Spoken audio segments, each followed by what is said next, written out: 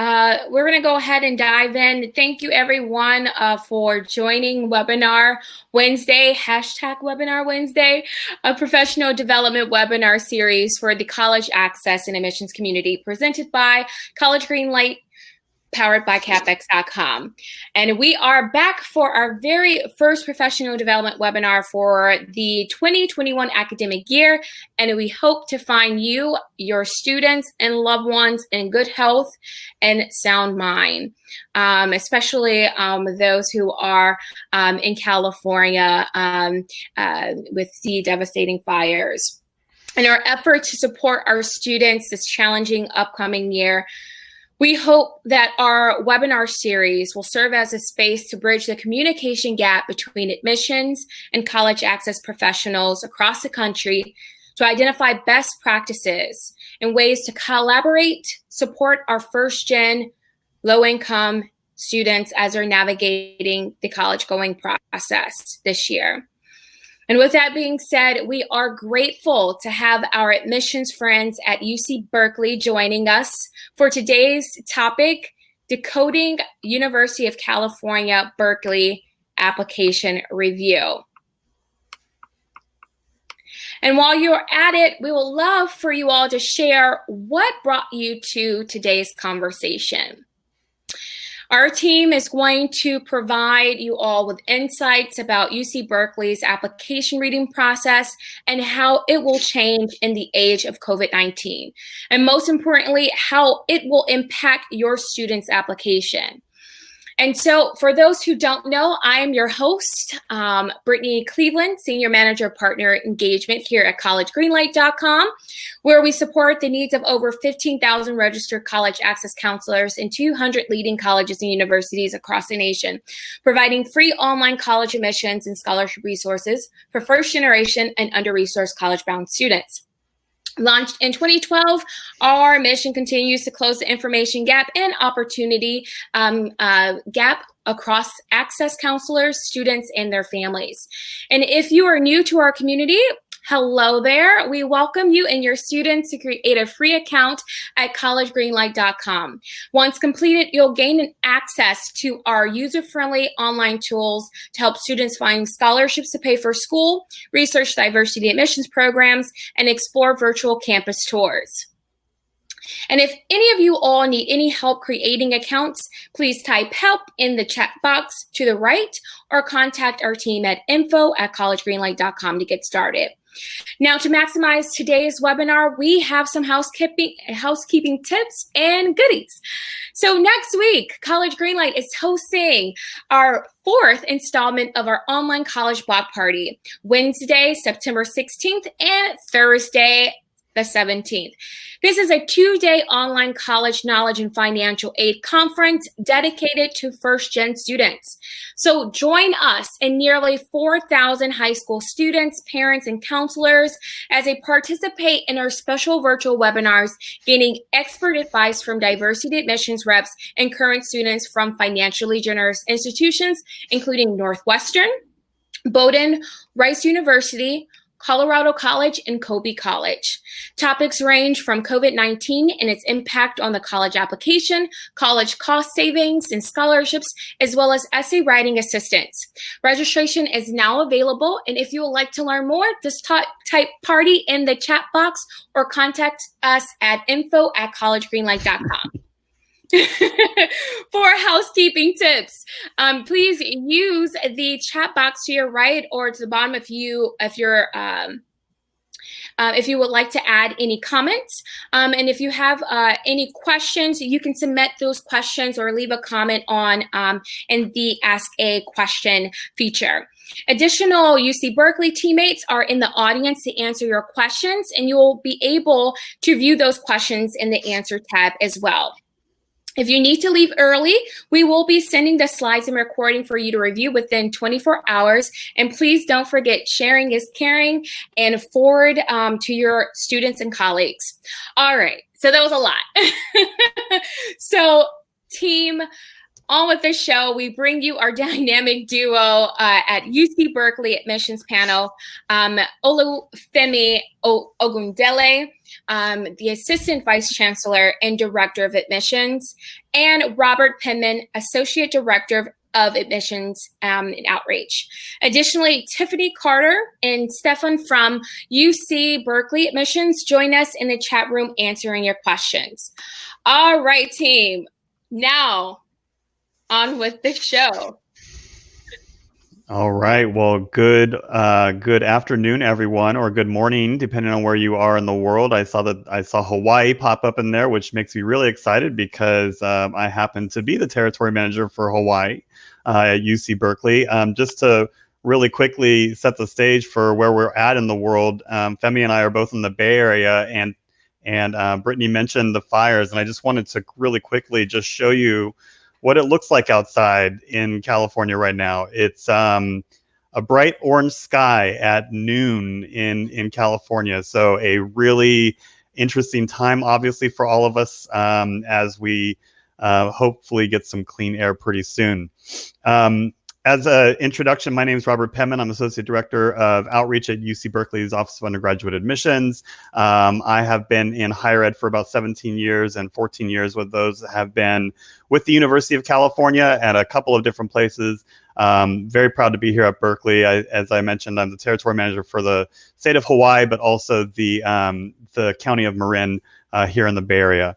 I also have my boss here with me today, so I better do a pretty good job, but want to let him introduce himself as well. Yes, good morning, good afternoon, good day to you all. My name is Femi Ogundele. I'm the Assistant Vice Chancellor and Director of Undergraduate Admissions at UC Berkeley. It's a pleasure to be with you all today. Truly, counselor programs are some of the most, I think, dynamic and rewarding opportunities that I have. And so it's really great to connect with you all. Similar to Robert, I've been in admissions now for about for going on 14 years, and it's been an incredible experience. I've had an opportunity to spend some time and serve students at a variety of different types of institutions, and I'll talk a little bit about that later as I reflect on the UC experience. But just for you all, prior to my time here at Berkeley, I was at a couple of Ivy Plus institutions, including Stanford and Cornell. But I'm originally from the East Coast. And so I spent the beginning parts of my career at both Ithaca College and University of Delaware. And so again, it's really great to be here with you all. It's an unprecedented year. And so I'm excited to talk to you all about some of the changes that we're going to see this coming fall. All right, so for today's agenda, what we want to do, recognizing that so many of you are from outside the state of California, we wanted to give a quick introduction to what the University of California's policy is around reviewing applications for admission and our policy around selection. And so we'll do that first, and then we'll talk a little bit about the differences about the UC application, because we think it matters in this particular we think it matters, period, but also matters in this particular context of the last bullet point here, which is holistic review in light of COVID-19, in light of test optional and all these other things that are going on in the world. And so I'm going to get us started off here and get us going with some of the kind of basic introductions, and then Femi's going to jump in and talk specifically about what Berkeley is going to be doing a little bit differently this year.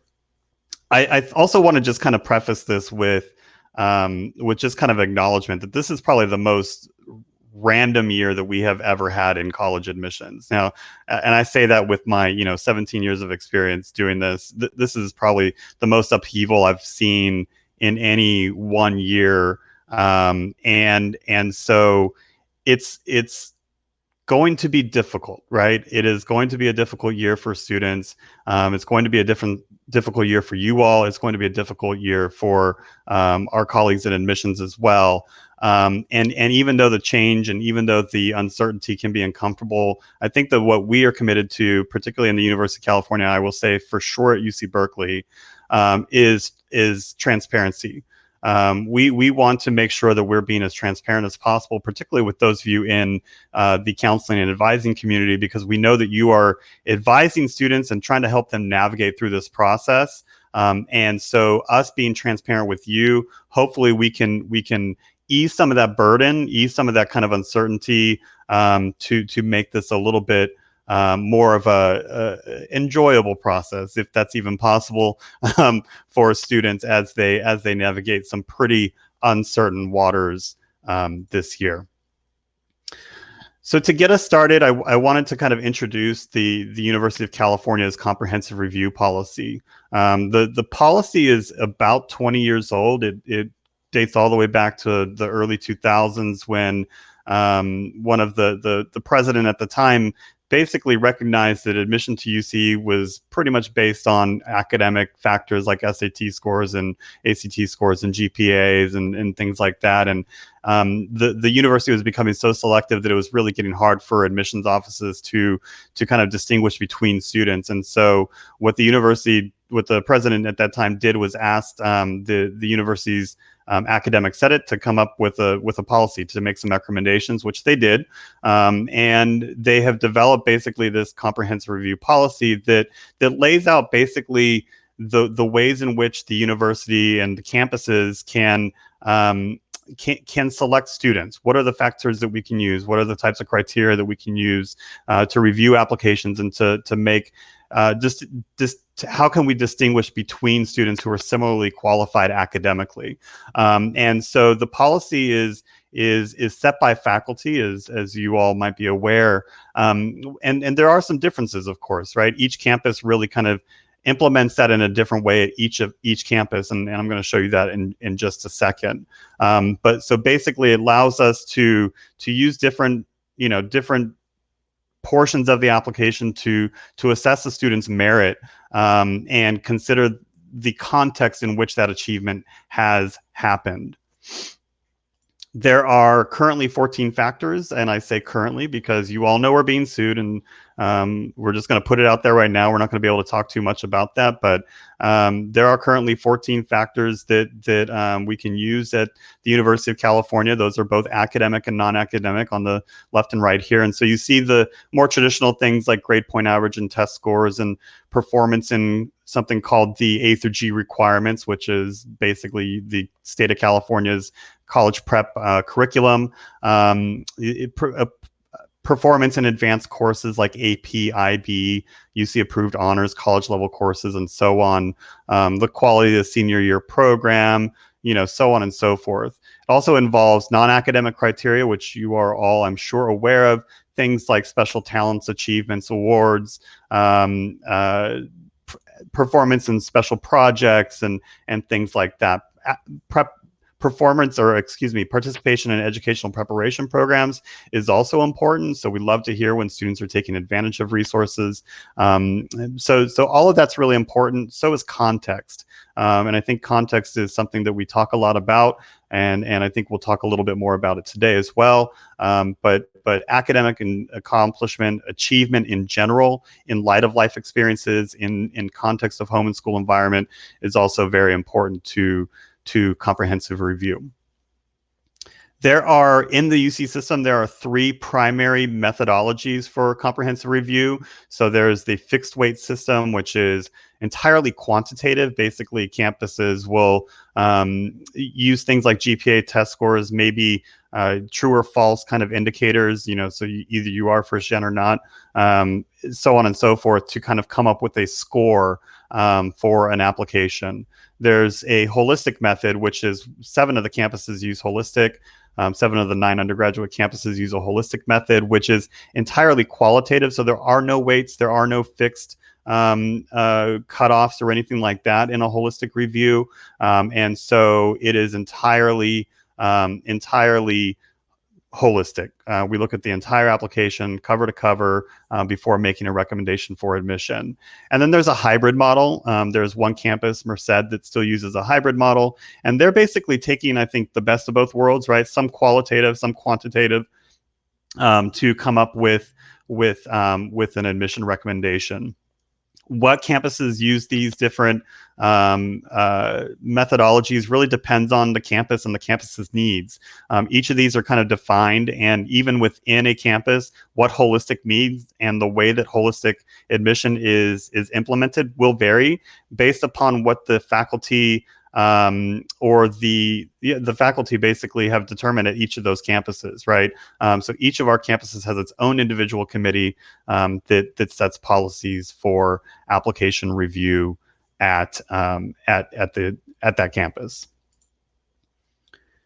So what I'm going to do now is I'm going to turn it over to Femi to shed some light on what's different about the University of California and where Berkeley's going next. Robert, thank you so much. As I mentioned before, I had an opportunity to spend some time at a variety of different institutions, and even in the state of California, I was at Stanford for some time.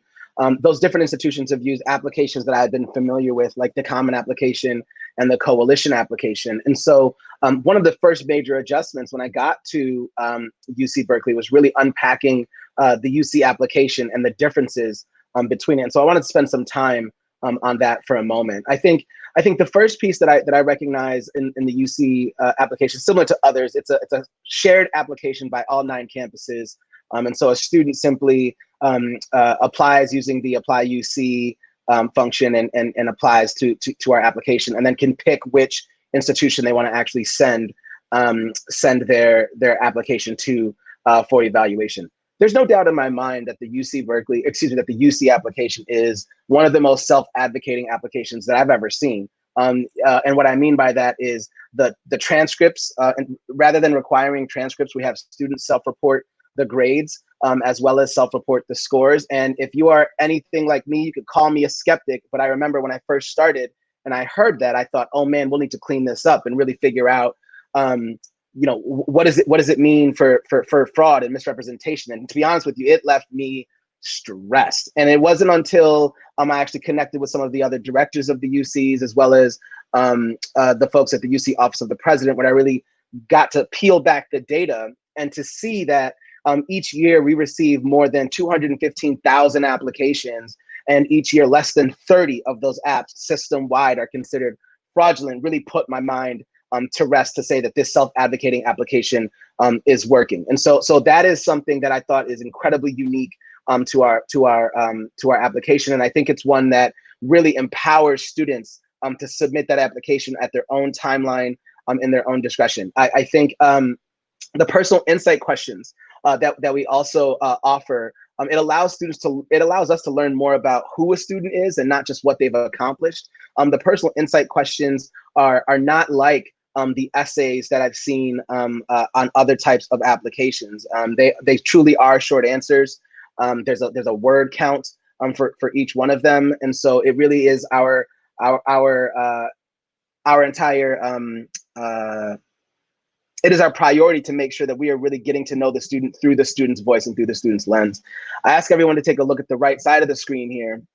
When I was an admissions officer and really a roadrunner, I used to tell students that one of the most fascinating parts about the application process was the fact that so many other people needed to submit things on their behalf.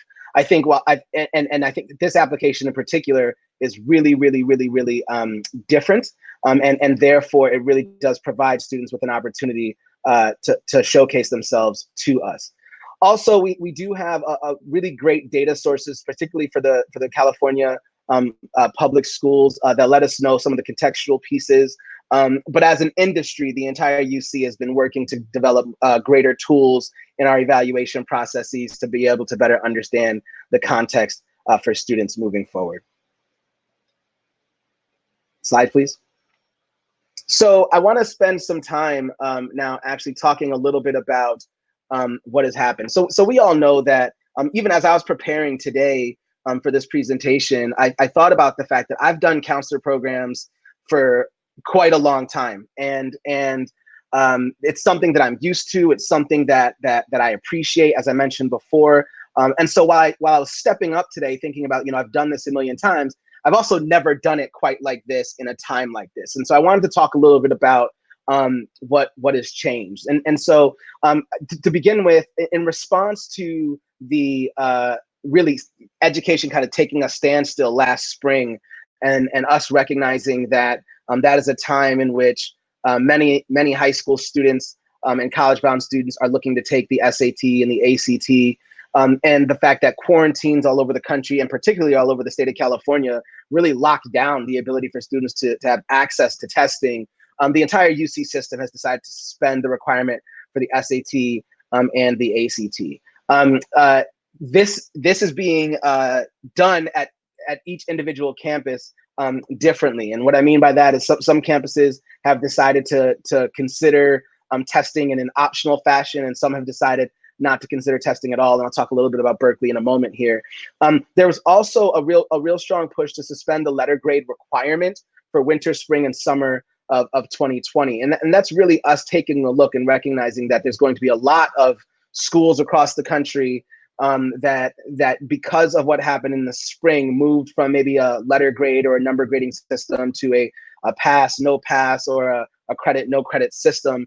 In the past, there used to be a GPA requirement there. And so it's allowing us to be able to contextually evaluate what we're seeing out there in the applicant pool. So we've suspended that. We also recognize the fact that there's extracurricular disruption. This is not talked about as much as testing and the grading, but we recognize how important that is, especially at highly selective institutions that are taking a look at extracurricular activities and a student's involvement in the community and in their school. We recognize that this disruption is a reality. And so therefore we will be adjusting our lenses as evaluators to understand that. Remote learning to me is such a loaded term because it has very different meanings depending on where you are and who you are. And we recognize that this means so much to so many people, and it's something that we are always taking into consideration. We recognize that there are some institutions, some high schools that are still meeting at class times every single day. There's others that are sending home, full-blown curriculums to parents to have parents teach them. We also recognize that the digital divide is real. It's always been there, and COVID has really lifted this to be something that people are paying more attention to. And I would be remiss to talk about what has changed without talking about the social justice and the social unrest that we've been seeing all across the country. I'm a big believer that the pandemic, the silver lining to the pandemic is that it has actually brought some of these conversations like the digital divide, like access to testing, like inequity in academic experiences for students of color to the forefront of the national conversation. And it's something that I absolutely appreciate. As somebody who's been doing multicultural recruitment for a long time, I think this is some of the stuff that I had always wished we could talk about. And now I think the pandemic has forced us to become a major part of the national conversation. So let me tell you a little bit about how Berkeley decided to respond to all of this. To begin with, we are not considering the SAT or the ACT in the evaluation or selection of any of our students for admission or for any of the scholarship opportunities here at Berkeley. Again, this will be different depending on the other UCs that you might be interested in or applying to. And so I strongly encourage you all to please reach out. You all work in the counseling spaces, and so you all know that test blind or test optional, these are weighted terms that depending on the institution have a variety of different meanings. And so I just implore you all to please reach out to our sister campuses and just ask for the specifics. We will continue to consider AP testing, IB testing, subject testing. All of those are optional in nature. And so it's important to know that. And one of the things that's also important to know that because we recognize, again, the availability of some of these exams, there's no doubt in my mind that we will be admitting students that don't have AP testing or IB testing or subject exam testing for some of our most competitive majors and programs. And so that's out there. For us in admissions, what I thought was also important was the enhanced training of implicit and explicit and unconscious bias in our evaluation process, as well as in our outreach. And so for us, it's not just us understanding that there's different perspectives that are out there. For me, it's all about recognizing that excellence is going to show up in our applicant pool in a variety of different ways. And the only way that we're going to be able to recognize that is for us to unpack our own personal definitions of what excellence is, to be able to broaden that out to be reflective of the diverse applicant pool that we have at Berkeley. And so that is something that we are continuing to work on. That is, I don't believe in the whole concept of woke. I think that that believes somehow that you arrive to a cultural competency and that just ends. I believe that it's a constant educating of ourselves on our biases and our stereotypes, and we are absolutely committed to doing that. We will continue to do as many of these forums as we can in a virtual space. And so, Robert has really been instrumental in really getting us up and running to be able to get in front of as many students and counselors in virtual spaces as we can. And so we are doing our best to make sure that our websites are up to date and are more engaging than they've ever been. We are currently working on getting some of our things like virtual tours and things like that so students can learn more about Berkeley in their time. And then we'll continue to lean into holistic review with compassion and understanding. We recognize that we're going to see a lot this fall in regards to the applications. And so I just want to give two pieces of advice. The first piece is that in the additional comment section of our application, because we are an institution that does not require letters of recommendation, I would advise students and counselors that are working with students that are applying to the UC to please have your students let us know about different nuances in their educational experiences in that additional comments section. I think that will be helpful for us to learn about anything or specific things that might be unique to their circumstance or situation. Also recognizing that again the COVID and the pandemic are a common problem that create unique and personal issues. It'll be important for students to let us know how, if at all, this COVID environment has affected them in a positive or in a negative way. I also want to say that while I know for a fact that COVID and the pandemic and racial and civil unrest will be major parts of the application, I think it's important to give students the license to not write about those things if they don't want to. I'm a big believer in thinking that students should have the ability to take up the pages and the spaces in their application to tell us all of the things that they want us to know about them. And so if that has to do with the things that they're passionate about studying and learning, if that has to do with their excitement about coming to our institution, if that has to do with adversity in which they've overcome, whatever are the most relevant pieces of their story, that's what should be in the application. And so I say that because while I recognize those other pieces or those other instances like COVID and things will be common themes in essays and in the PIQs that we're going to read this year, I want to give people the license to write about the things that still inspire them and want that inspire them to pursue higher education. Next slide, please. And I think that's back to you, Robert. That's back to me. Yeah. So Femi, actually, you kind of teed me up pretty awesomely for this particular slide because I think that that was on purpose. I appreciate it. I think one of the things that we're going to hear a lot about in the personal insight questions is really around COVID, right? I think we're all really expecting that students will want to talk about it, and so we wanted to give some advice around the personal insight questions specifically, and how students can approach challenges with COVID if they choose to write about that. And I think that that's a really important thing, Femi, too, is that they shouldn't feel like they have to write about COVID. I think that the first two boxes here are kind of really right to that point. One, students always want to know what they should write about, and we always respond with this kind of canned response, which is write about whatever you want to write about. And I think sometimes it comes across as feeling very trite and dismissive, but it's really true. How do I put this? We don't want students to write about what they think we want to write about, right? Like I want them to write about whatever is important to them, whatever is most important to their lives and to who they are. And so I know that sometimes that can feel very trite, just be yourself, right? That cliche, but it really is true. And I think that students should also recognize that everybody is experiencing COVID to some degree, right? Experiencing the shutdowns thanks to COVID, experiencing remote learning, or experiencing some other challenge to it.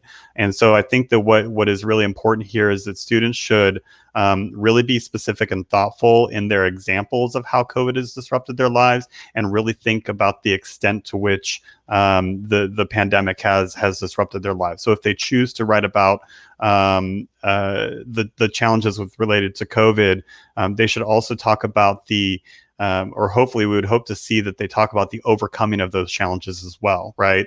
There is the UC application, as Femi noted, is very self-advocating.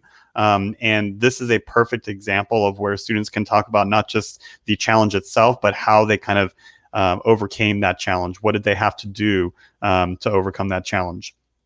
They can also talk to us about the challenges and how, their extracurriculars might have drastically shifted. Maybe they were on the soccer team, they were the soccer captain, and then now all of a sudden, due to COVID, soccer's canceled. They're instead tutoring their 5 and 6-year-old brother and sister every day after school, trying to help get them through kindergarten in a virtual environment, right? Like, that's a really great example of kind of shifting the mindset and shifting the way that they talk about their achievements. That in of itself may be an achievement, right, for that particular student.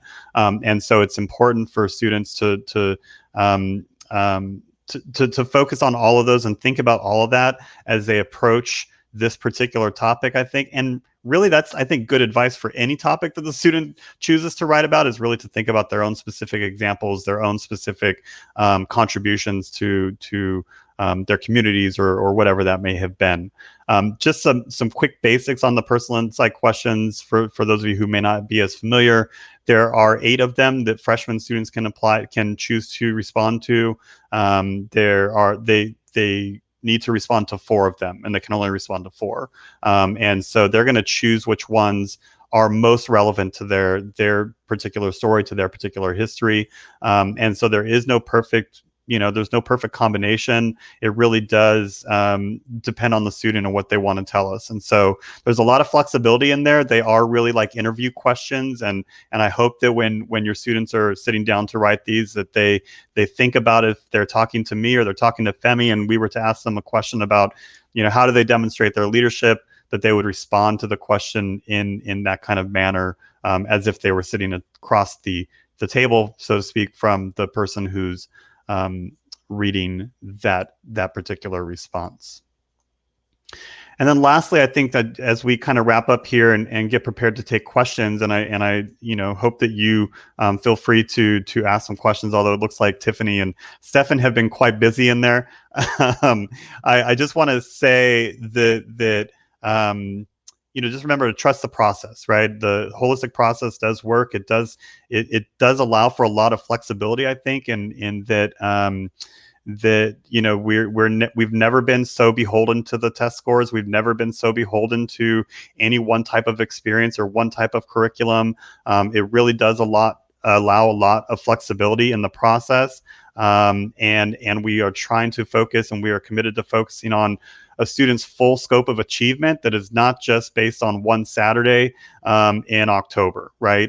And so we really hope that that this today has given you an opportunity to learn a little bit more about our process, and really kind of the change to, or lack of change, maybe even to what we're expecting this coming fall. And so with that, I think that what we'll do is Can I actually add one thing real quick, Robert? Sure, absolutely. So one of the, in regards to the extracurricular activities, I think one of the things that's really, really important, especially when we're talking about first generation, low income, rural, immigrant families, there are extracurricular activities like taking care of 3 younger siblings or taking care of other people in the home that absolutely need to be in the college application. Those are really strong extracurricular activities that might not be as focused as the debate club, but absolutely show leadership, they show empathy, they show the types of characteristics that we are interested in seeing in the students that we are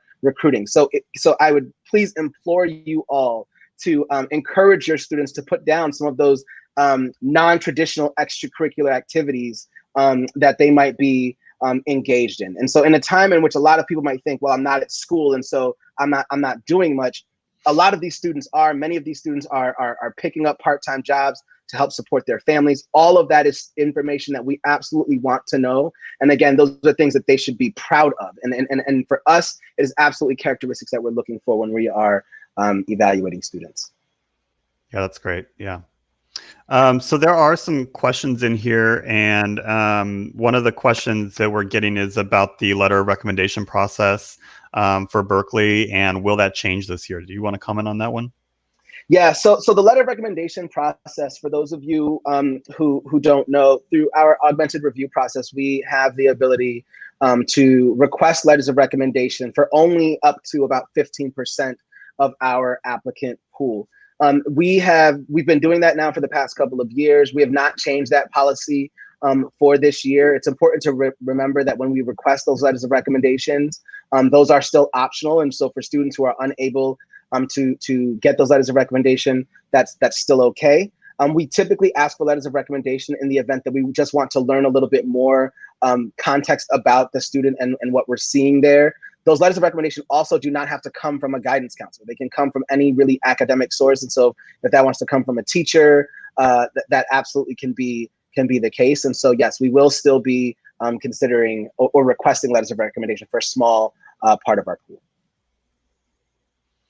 There's another question here about art student portfolios and auditions, and that's a really great question because it's not something that Berkeley does, actually. Right. Students who are applying to the visual performing arts programs at Berkeley are not required to submit a portfolio, not required to sit for an audition for music or dance or theater or anything like that. And so that is something that is kind of unique to Berkeley. I think that in the system you would find that that's actually more common to have that requirement, but Berkeley does not require those or even offer them. So so that's important to note. I saw the question in the chat about the student in Minneapolis. Yep. Who was protesting. If a student was protesting and that's something that they want to write about, I strongly encourage them to write about it. I think that it's impossible to ignore the times that we are in. I'm a big believer. One of the only things that get me up in the morning after watching the news is recognizing the fact that we get to work with the future of this country. And so I am all about students that are talking about that. And to be honest with you, I'm really interested to hear a student's reflection as to why they decided, what got them up and out into the street to protest. So I absolutely think that would be a valuable piece of information to know. There's a good question in here from Tiffany as well, and not Tiffany from our office, but Tiffany, one of the attendees here, that's asking about the court injunction and if that's going to mean that all UC schools will not be considering the SAT or ACT scores past fall 2021, and a comment in here about the UC developing its own entrance exam. Yeah, so for both of those pieces, especially the litigation and the entrance exam, for the litigation in particular, that information literally just came out, and so we as the University of California have not even really developed full-fledged like talking points or answers to a lot of the questions about what the injunction means and what it does not mean for the different campuses. I can tell you for us at Berkeley, the injunction really doesn't have any bearing on our process whatsoever, but that's not necessarily the same for all of the UCs. And so I would say two things. I think one, it's important to ask all of us in the UC system individually what the injunction might mean. And I would also tell you to probably give us about a week or so. That way we can make sure that we have answers for you when you come to us with the questions. And the second half of that question was about the UC kind of creating its own. It's just a comment that they know that the UC is creating its own entrance exam. Yeah, and so in the vote by the regents to suspend the testing, the use of SAT and ACT testing, a part of that was also to take a look at the ability for the University of California to perhaps try to develop its own standardized test. That's something that's going to be a work that's in its infancy. If they've even begun to meet on that's not to my knowledge, but I know that is something that they're going to try to pursue. That's going to be a really daunting task to be able to get through, and I think that's a mountain to climb. And so we'll see how that develops moving forward. And I'm certain that as we get updates, we'll definitely work with the counseling community in particular to start to forecast what that could possibly look like in the future for your students. Yeah. And on that same note, Lucy, to answer your question, the system again has not made a determination. I think that we're still fighting that litigation, or still working through that litigation, I guess we could say. And so for now, Berkeley is not considering any SAT or ACT. The rest of the system, you'll have to check with each individual campus. We can't speak generally, unfortunately, about the rest of the system at this point. There was a question in here about out-of-state students being considered a strong candidate without an art credit. So the University of California has as part of its curriculum requirements a visual and performing arts, so 1 year of a visual and performing art, and I would say that that's also something that's going to be very specific to each campus. Berkeley, using a holistic review allows us to look at the full context and consider that student even without the art requirement if we so wish. And so for Berkeley, I don't think that we would really hold up a student necessarily in our review because they were not providing that visual and performing art requirement.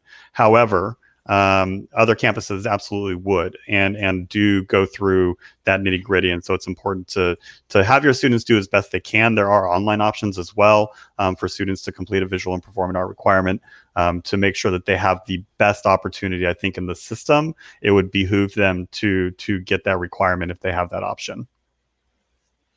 Femi, one of the other questions that I saw in here was, how will the selection of regents and chancellors scholarships change due to COVID? So selection for those programs will likely not change, except for the fact that we've suspended the testing requirement. This most recent year, one of the things that we were really proud of with our Regents and Chancellor Scholars program was the fact that we were able to diversify both the ethnic representation and the amount of academic disciplines that were represented in our Regents and Chancellor Scholars program. For those of you who don't know, our Regents and Chancellor Scholars program is our highest awarded scholarship to entrant freshmen and transfer students, and so it's a scholarship it's a merit-based scholarship, and so based off of the evaluation and then a subsequent interview by faculty, they will be selected and chosen. Typically, we've done those interviews in person in some sort of regional fashion. I'm certain that this year that will be done in a online platform engagement to be able to still interview and connect with those students prior to them enrolling. There's another question in here, Femi, that it was shared earlier that admissions is leaning into holistic review with compassion and understanding. How is the admissions office ensuring that these traits and practices are met? Yeah, that's a great question, and I appreciate someone calling that out, because it's not about what we say, it's about what we do. So the first thing that, like I mentioned before, so we are doing the bias training for our staff. That's something that we're actually going to be doing all year round, and so it's not just in the evaluation cycle, but it's important to me that when our staff come into different communities that they might not be from, that they know how to show up and connect with students. So we'll be training our staff in that regard. The second piece is really getting people to understand what we mean when we say that we're looking for excellence and not perfection. That is something that I have been really working with my staff and since I got here at Berkeley, and that is something that they are continuing to develop their ethical lens, yes, on how to, equitable lens on how to evaluate the students that we're seeing in our process. We're also utilizing better tools in our evaluation process that's going to allow us to understand the context in which students are coming from better than we've ever had before. All of this will allow us to be able to, again, see different versions of excellence in our evaluation process and allow them to emerge when the staff are giving their recommendations. I know for a fact that we started this last summer. And we really saw some really strong changes in a lot of the work that we did. A huge shout out actually goes out to Robert and his team in adjusting the way in which we do our outreach and where we go and why we go. Stefan, who's also in the chat, has been really, really productive on changing our entire messaging. Again, I recognize that undermatching is an issue for highly selective institutions. And so I'm really interested not just in the applicant pool that we currently have, but all of the students that have been self-selecting themselves out of our pool. How do we reach them and how do we get to them? And so we've changed a lot of our pieces there. We've created publications that are in Spanish, both digital and physical copies. And so we're really trying to pivot and change the fact that as an institution, we have not historically been one that has on the ground committed to getting into some of the places and spaces that are necessary in order for us to really tap into the excellent diversity that is in the state of California and also across the country. And we are absolutely committed to doing that. So let's see. Another question here that I can take is from Isaac. Isaac's asking, does holistic review look different at various UC campuses? And the answer is yes, it does. I think the concept of holistic is pretty much the same, but the way that the campuses implement that holistic review does look different, right? It can look different. Whereas, scoring mechanisms might look different, right? What the readers choose to focus on, or what the admissions office instructs readers to focus on, may look different based upon the needs of that particular campus. And so I would definitely encourage those of you who are working with students applying to multiple campuses to really connect with each of those offices and look at what their policies are, what they're saying about their kind of review process, their selection process, and how they go about that. So it can look different, definitely. Yeah. Another question that came up, and I think it's something that you had mentioned, Femi, was that we're using better tools to evaluate students. Do you want to elaborate on that? Yeah, sure. So we've actually changed our entire workflow and our evaluation of applicants, and also the way in which we are we've kind of divided the labor of evaluating files that allow our staff to really be able to focus in and narrow in on some of the contextual pieces that might exist in a student's life. One of the tools that we are using this year is the landscape tool from College Board that gives us a better sense of the makeup of especially environmental context, neighborhood context of places that we have not visited or we have not had a chance to really understand in the past. So that's been incredibly helpful. Another one is the AP Ledger. The AP Ledger is a tool that allows us to get an understanding of what APs are offered at every SEEB code in the US. That allows us to really get an understanding as to whether or not just if a student is taking a strong curriculum, but have they maxed out parts of the curriculum that might be available to them, which is something that is important to us as we are evaluating applicants. And so those are just a few of the new tools that we have. We're a Slate school, for those who are familiar with Slate, and so we use Slate for our evaluation process. And so those are some of the tools that we are using. I also saw a question really quickly that I wanted to address around is rural included in our new outreach, and it absolutely is. And I want to say that both rural and our native outreach is something in particular that we are looking to increase and to do better on.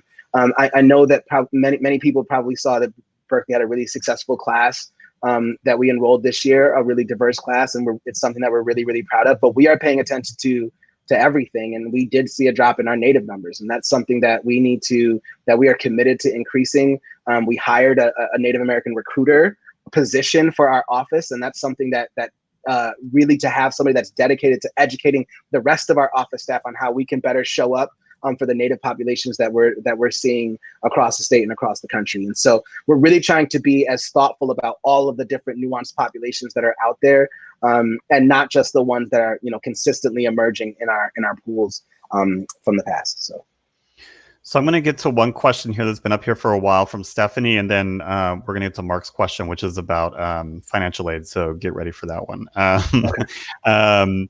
The question from Stephanie, can you define university-approved honors courses? So the UC system, in the UC system, the designation of honors level is really a state of California thing. The all the high schools in the state of California have the ability to submit course lists to the University of California that allows those courses to be considered for A through G, to meet A through G requirements for California residents. And so that's where the process of honors level comes in. Now, in a holistic review, even if a school, and this is true for any student in state or out of state, even in a holistic review, even if that course is not necessarily technically approved as an honors level course, we would consider that added value, right? We see that's a student who's taking advantage of more rigorous courses at their school. So we would still see that as an added value, if that makes sense. It's not something that students, particularly from out of state, can benefit from in terms of a quote unquote GPA calculation, but they do weigh into our holistic review. So the question from Mark is about financial aid. And so he's asking what types of financial aid packages can a student from out of state, in particular with a low EFC, expect from a place like Berkeley? Yeah, that's a great question. We have a limited number of some merit-based scholarships that are available to students. The Regents and Chancellor Scholarship is one of them. And we have some other programs. The Seed Scholars Program is a program that's specific to minorities who are interested, underrepresented students who are interested in the STEM field broadly.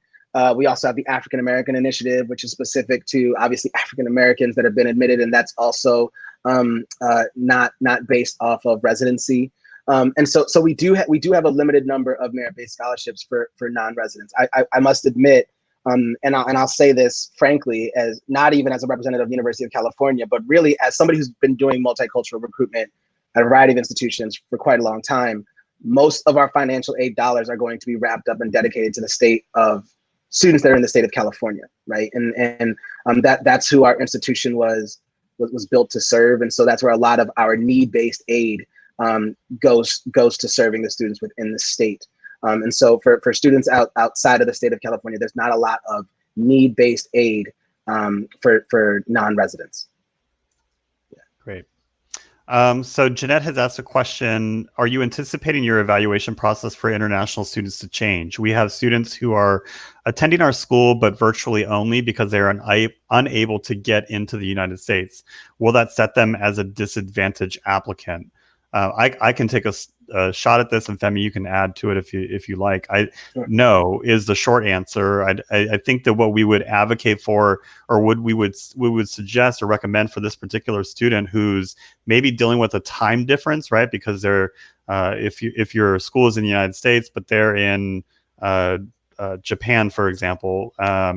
Maybe there's a time difference that they're dealing with. And so that would be some contextual information I think that we would want to know as part of the holistic review process. However, the requirements aren't changing. The review of the student won't necessarily change. We would just have that additional piece of information from the student to help us in kind of our assessment of the student's achievement. Yeah, I would also say, yeah, I mean, some of the things that we're doing, we're recognizing the Duolingo test this year because we recognize that a lot of students aren't going to have access to the TOEFL exam. And so we're working, that's really one of the only major changes, and it's an access change to be able to allow more students to apply to us. But the entire application process as a whole for international students will not be any different. We are currently undergoing fall instruction with both domestic and international students, and so their experience once they get onto campus is something that we've considered thoroughly, and we are ensuring that those students are still able to receive instruction.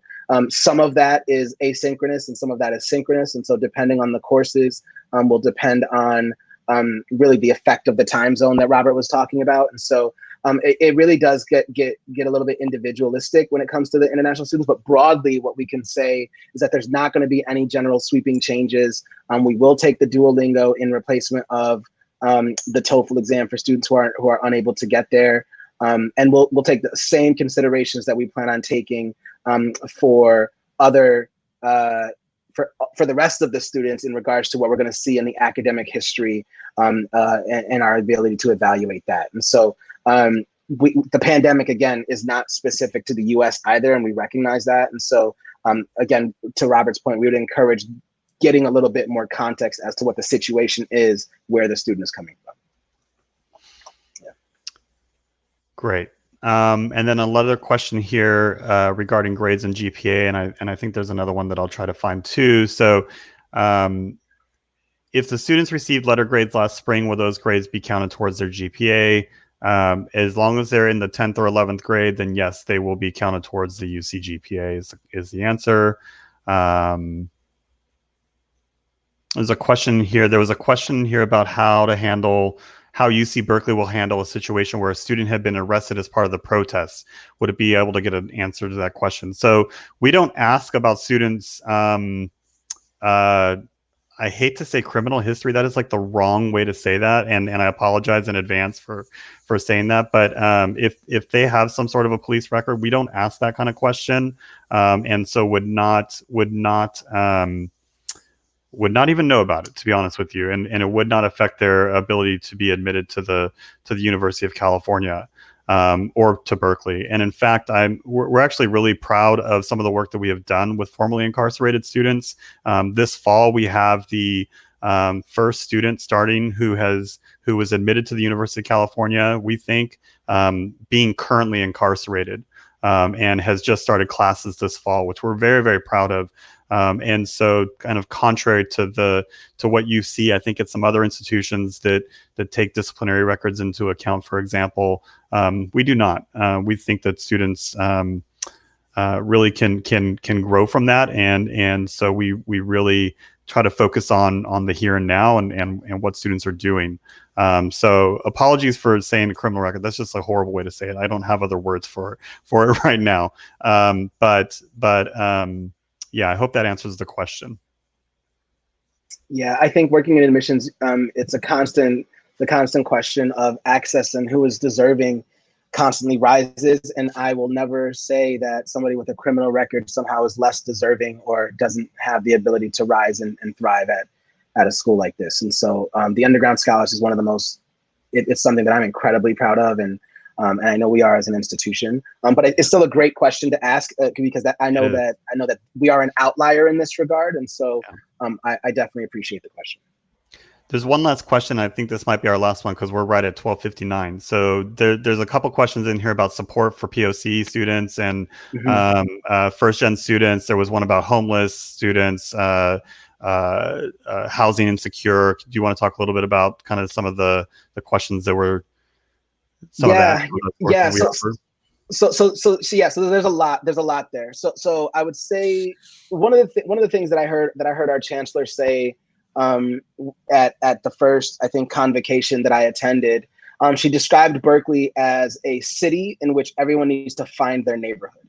I think what I have witnessed really when it comes to the support for students of color is that it is absolutely there. It's simply not centralized in ways in which I've seen it at other campuses that I've worked at. We have a basic needs center that does amazing work to assist students who are housing insecure, food insecure, and the rest. That has been something that has been a staple of the way in which we've been able to respond to students since the pandemic hit us last spring, and our ability to take care of our most vulnerable populations. I will also keep it 100% real with you and say that I'm very aware that Berkeley has work to do in this regard when it comes to serving students of color. It is something that I am absolutely beating the drum on our campus. It's something that I think is really, really important, especially as we continue to diversify the class. If we want to be an institution that serves students and doesn't simply enroll students, then this is something that we need to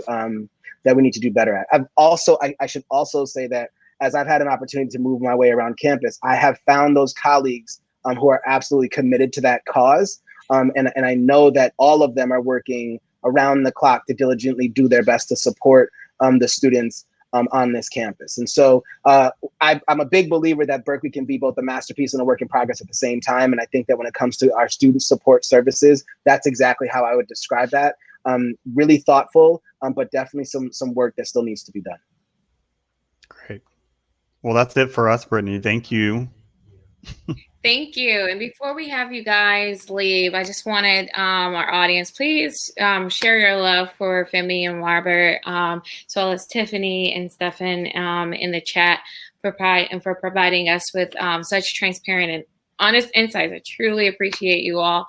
But before you leave, do you mind sharing any parting words to the College Green Light Access community? I would just like to say, go ahead, I'll say something. I would just like to say that your jobs are not easy, and they're particularly not easy this year. And we recognize that, and we get that. And there's a lot of moving parts on your side. There's a lot of moving parts on our side. And so we will do our best to be as transparent as we can with whatever information that we have, good, bad, or ugly, for you all, because I know that you all will do what's right with that information.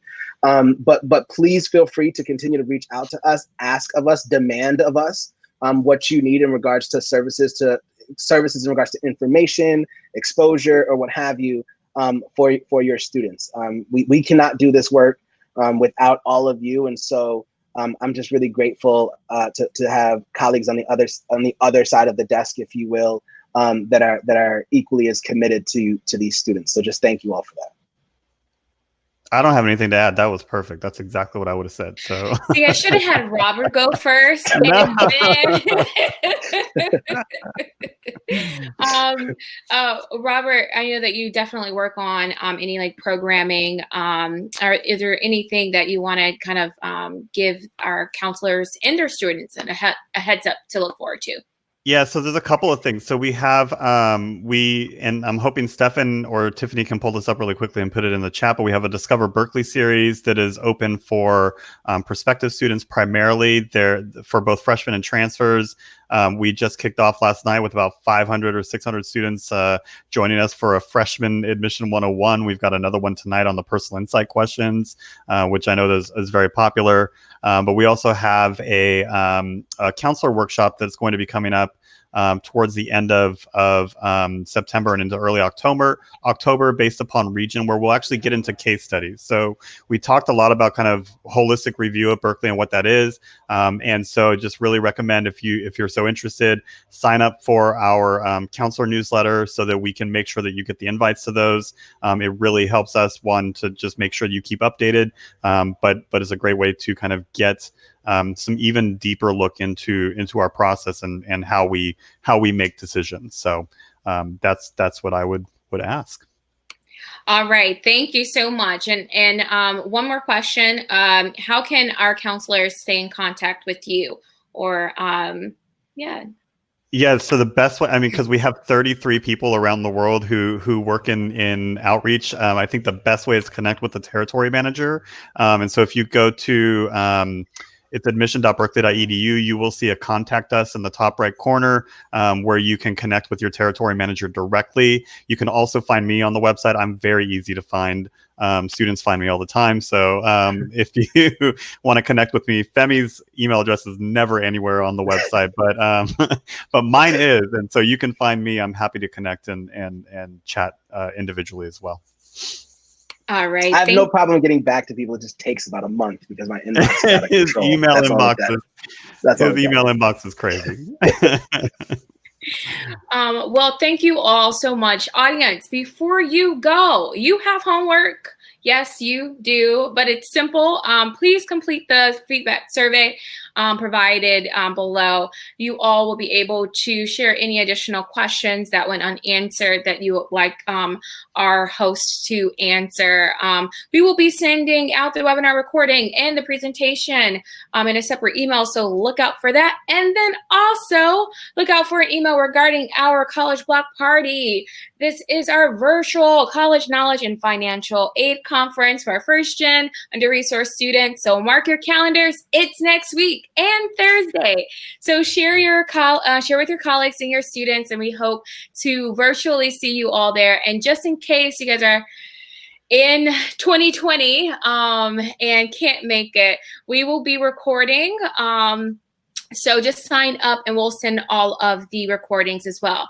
And just to let you know, UC Berkeley, Robert and Abby actually presented at at our block party in last year. So we will be also sharing all of the recordings to you all to review, and hopefully you can incorporate that into your lesson plans or additional advising opportunities for your students. So thank you all, and may the force be with you, and please stay safe.